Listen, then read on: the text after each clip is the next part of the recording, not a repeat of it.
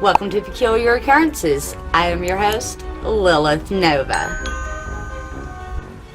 There is a deep-rooted, peculiar past to the origins of Halloween.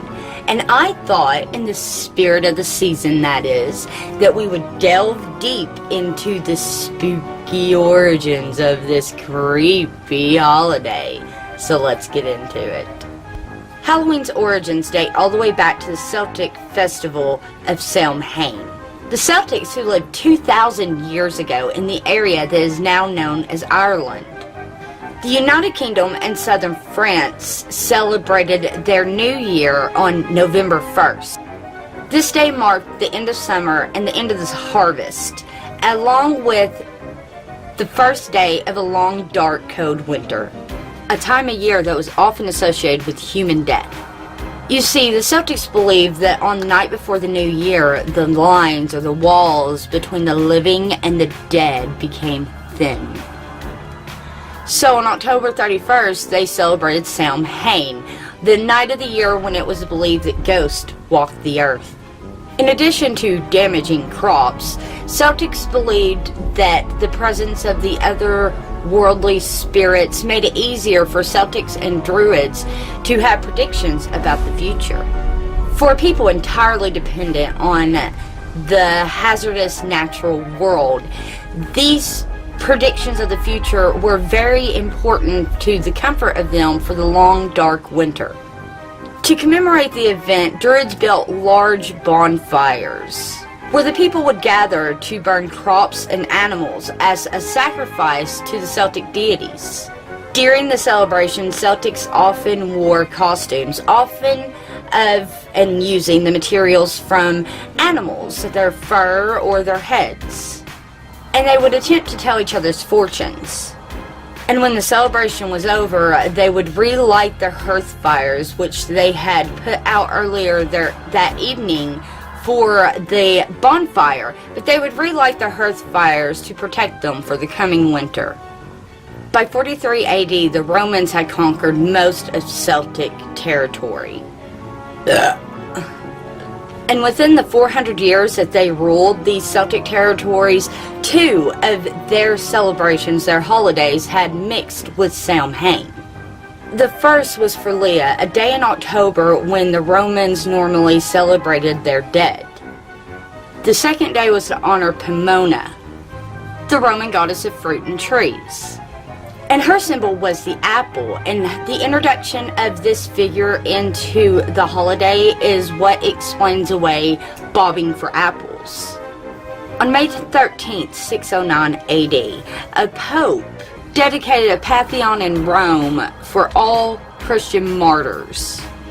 Pope Gregory III later changed this to include all saints, all martyrs, and moved the observance from May 13th to November 1st.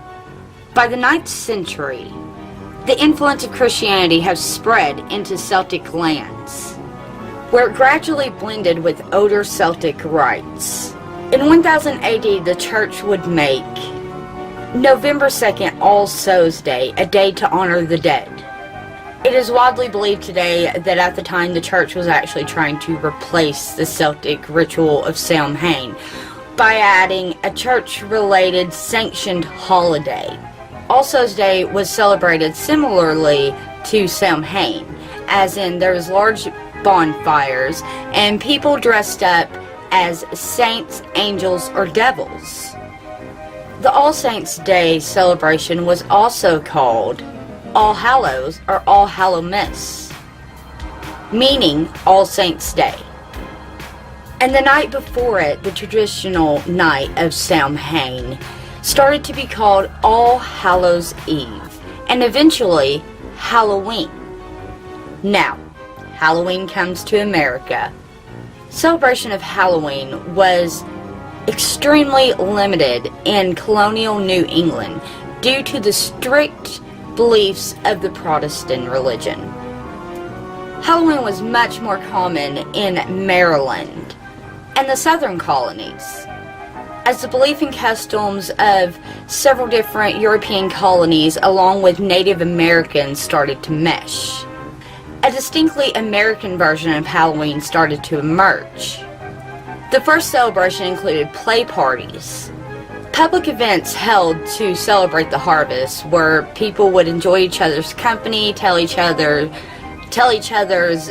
fortune, as well as dance and sing, and tell stories of the dead. Colonial Halloween festivals also featured the telling of ghost stories and mischief making of all kinds. By the middle of the 19th century, annual autumn festivities were very common.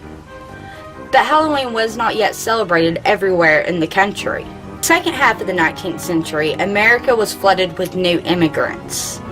And these millions of immigrants, especially the Irish that were fleeing the potato famine, helped to popularize Halloween and cement it as part of an American pastime. Now, trick-or-treating. Borrowing from Irish and English traditions, Americans began to go door to door asking for food or money. This eventually became known as trick-or-treating. And young women started to believe that they could divine the first letter of their husband's names using things such as apples or magic mirrors. You actually see an example of this in the show Alias Grace. You must take the peel off in one long piece, and then without looking behind you, you must throw it over your left shoulder, and it will spell the initial of the man you will marry. I'm too young to be thinking of husbands. Where Grace and her best friend use an apple to try to find out the first letter of their soon-to-be husband's name. I believe Grace's was a J.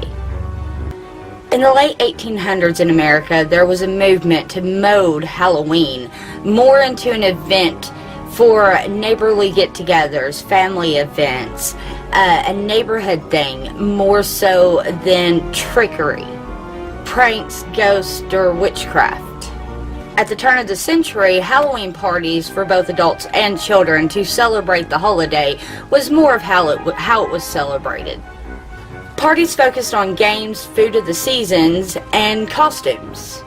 Parents were encouraged by newspapers and community leaders to take anything scary or gruesome out of Halloween. And because of these efforts, Halloween lost most of its superstitious and religious overtones by the beginning of the 20th century. Now, Halloween parties. By the 1920s and 1930s, Halloween had become a community-centered holiday, with parades and town-wide Halloween parties as the featured entertainment. And despite the efforts of schools and many community members, vandalism started to become a big part of these celebrations in these neighborhoods during this time. And by the 1950s, officials were able to sort of curb the vandalism, and Halloween became a holiday more targeted at the young children. And due to the high volume of children during the 1950s baby boom, parties moved out of community centers and more into the classroom and into people's homes where they could be more easily controlled. And between the 1920s and the 1950s, Halloween's old tradition of trick-or-treating was also revived. Trick-or-treating was an inexpensive way for the entire neighborhood to celebrate the event. And in theory, people could keep the neighborhood kids from pulling tricks on them by providing them with candy. And thus, a new American tradition was born, and it continues to grow until this day. Americans spend an estimated $6 billion annually on Halloween, making it the country's second largest commercial holiday after Christmas. So what do you think about this peculiar occurrence. Did you already know the history and origins of Halloween, or is this your first time hearing it? Either way, I had to make this video for at least one Halloween episode of Peculiar Occurrences, and I really hope that you enjoyed it. Let me know down below. And while you're down there, be sure to pick up your Peculiar Occurrence merch. As well, don't forget to hit that like button. Share this out to all your peculiar friends. And if you're new here, join our peculiar squad. Join our peculiar squad. And hit that subscribe button. And don't forget to hit that bell so you always know when I upload.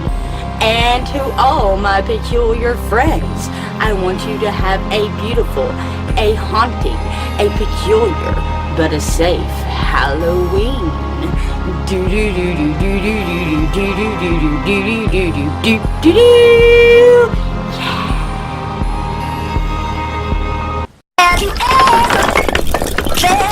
Are you listening? Damn.